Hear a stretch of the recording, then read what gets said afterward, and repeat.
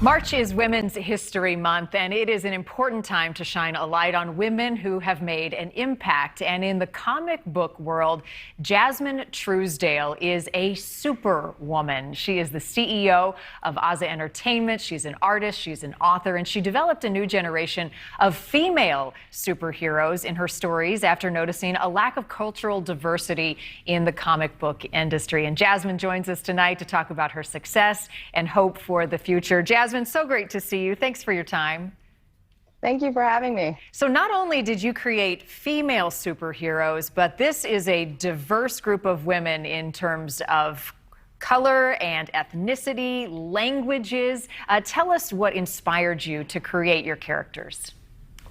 It was actually my own friend circle. My friends are as diverse as they come. I also speak a few different languages.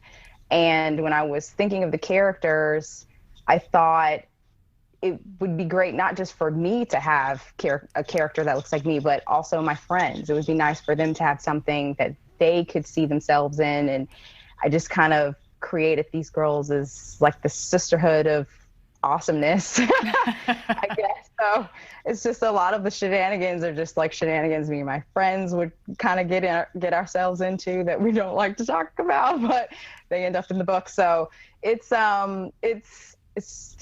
just turned into a big fun ride. Yeah, well, they look like they have a lot of fun getting in some good trouble together. So talk to us about what inspired you to do this. I mean, where was the void in the comic book world when you were a child and you were interested in comics?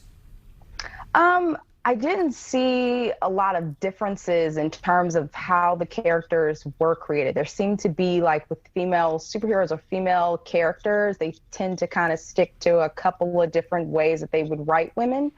Gail Simone is like one of my favorite writers, and she was probably my favorite in terms of writing like Wonder Woman, and the way that she captured her, that was kind of something that I wanted to really just expand on, which is different kinds of girls from different backgrounds, different cultures.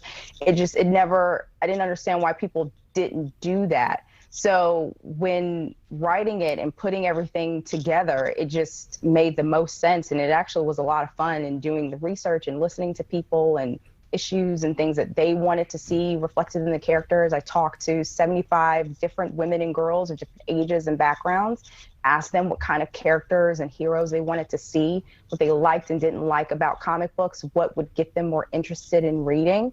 And it actually created this sort of hybrid of a traditional novel and a comic book, which is what Oza Comics makes. It's not actual traditional comics. And I found that like about 60% of the women who read Oza Comics have never picked up a comic book in their lives. And when they saw this, they were like, oh my gosh, I have to read it. I had like a group of 70-year-olds who have a book club that read the book. And I was absolutely fascinated by it. And Opened up, yeah.